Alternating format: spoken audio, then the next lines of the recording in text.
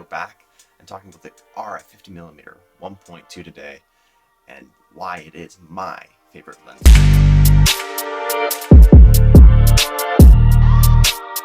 So to begin, today we're talking about the RF50mm 1.2L from Canon. It's right here. And honestly, it is one of the best lenses ever to be made by Canon. I think the reason I like it the most, despite its size and weight, is the fact that it renders people's faces perfectly in a real eye, so to speak, true to life scenario. The 50mm 1.2 has been a portrait lens and basically an all-around lens for many photographers over the years. And when Canon released this one, I had to get on it because the specs that were coming out of this were just tack sharp. The photos that this lens can render is incredible, especially at 50mm and 1.2. It is something incredible that no other lens, apart from the 85, can make. I love this lens so much because it truly artistic feel to what you're looking for in a photo. I love it, not particularly for video, but for photos, it slays. I have been 6 times published using this lens alone. The amount of cool images that I've gotten out of this has been through the roof. In fact, I've probably used this lens about 98% of the time because I like it that much. The 50mm is completely at times underrated when it comes to the 85 comparison. A lot of people will opt for that, but I think for a little bit of a wider focal length, 50mm sits perfectly between 35 and the 85. Literally my bread and butter. It gives me every little bit of detail, even at the 1.2 aperture. It is perfect.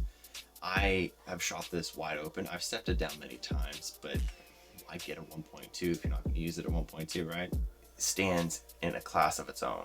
It's years above the original EF counterpart. In fact, for more context, I'll even show some images on the screen right now.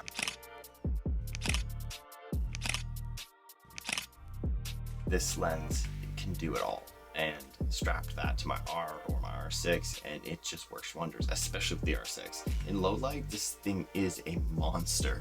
I have used this lens for general portrait shoots, weddings, and even boudoir as well.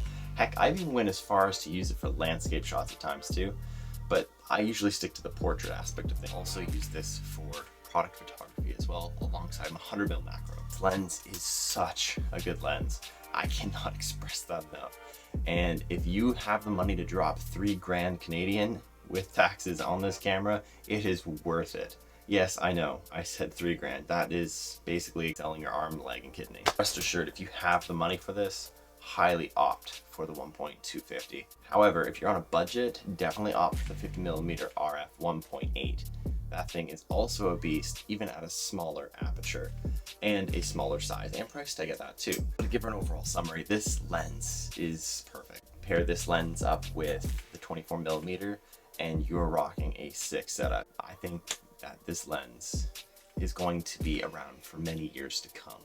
One last thing that I really like about this lens is the fact that it has this little